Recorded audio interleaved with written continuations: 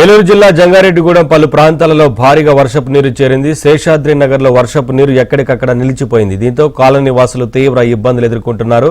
Drainage cleaning సహా ఇతర మౌలిక వసతులు కల్పించడంలో అధికారులు విఫలమయ్యారని ప్రజలు మండిపడుతున్నారు. ఇప్పటికైనా అధికారులు స్పందించి సరైన సదుపాయాలు కల్పించాలని డిమాండ్ చేస్తున్నారు.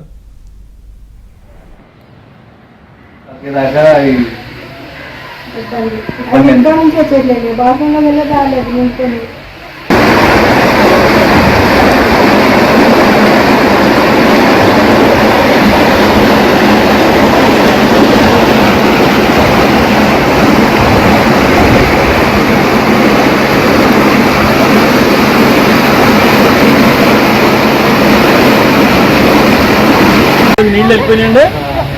వెళ్ళిపోయి మళ్ళీ వెనకాల నుంచి వెళ్ళాలి, వేరే దారి లేదు. మళ్ళీ వరద బాధితులను అన్ని రకాలుగా ఆదుకుంటామని గోపాలపురం ఎమ్మెల్యే మద్దిపాటి వెంకటరాజు అన్నారు. తూర్పుగోదావరి జిల్లా దేవరపల్లి, గోపాలపురం మండలాల్లో వరద బాధితులను కూటమి నేతలతో కలిసి ఎమ్మెల్యే వెంకటరాజు పరామర్శించారు. దేవరపల్లిలో యాదవులు వరద ఉధృతిని పరిశీలించారు.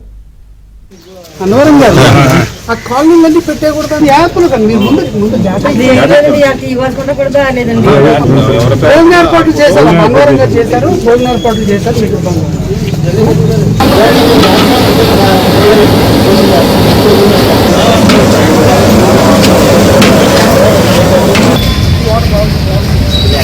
లేదండి దేవరపల్లిలో